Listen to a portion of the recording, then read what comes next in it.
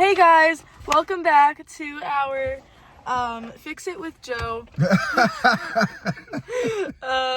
Today we're redoing our work that we did last week, so gotta do things really twice every time. Every time. So we're gonna take you guys through it, and yeah, hopefully this time it sticks. Okay, so we got a 2014 Mazda 6 here. We replaced the head unit, radio navigation unit, with this touchscreen Android system that does CarPlay as well.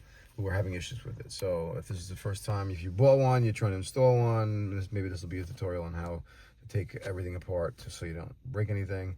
We're getting back in there because we were hooking up to a USB cable and it was working fine, and now we're getting kind of like, we just put this here temporarily because we didn't know what the deal was exactly, but we're going to try to probably install it somewhere in here.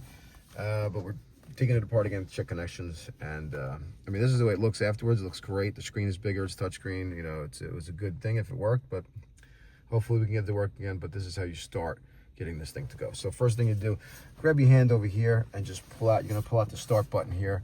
So you want to pull out these clips here, and use trim tools. Perfectly plastic, preferably when the car's warmer, or if it's a cold climate, warm your car up. This way you don't really break clips and stuff like that.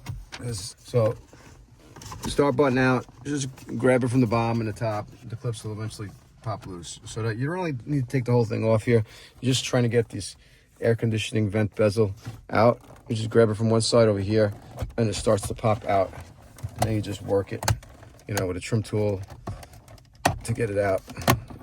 It's going to pop out, and I'll show you where the clips are so that you know exactly where to pry to get this out. There is a hazard switch over here. The clip for it is on the bottom side, which is a little bit of a pain in the ass to get to, but if you look at it here, you need to push down that tab to get it out. So once that's out, the clips are over here. See, all the white tabs are the clips that hold it in, and these black metal ones here, you'll see all these holes here that hold this thing in. So once this is out, now you have access to this unit here.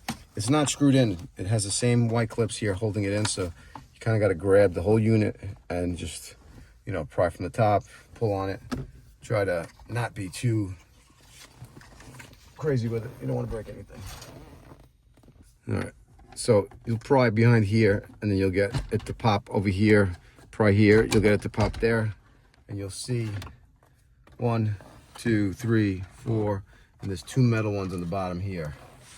All right, that's where this is plugged in. So now we have this unit out again, and we're just going to double check the USB cable and all the connections to make sure everything's plugged in, to see why it's not working correctly. The Bluetooth was pretty shoddy as well too. We paid $159 for this off of Amazon, and it was kind of nice. I had a CAN bus connector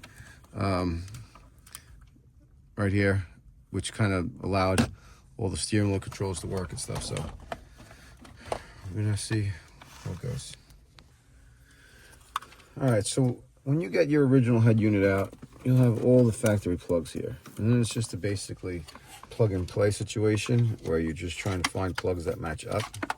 So we were having issues with this head unit here not working, Bluetooth and USB cable not working. Trying to reach their tech support in order to be able to figure out this problem. So I just figured, let me unplug everything and reinstall. Maybe there was a connection that wasn't properly there or whatever. So it's basically, and this is some sort of CAN bus adapter here that's basically plugged in within their own harness here.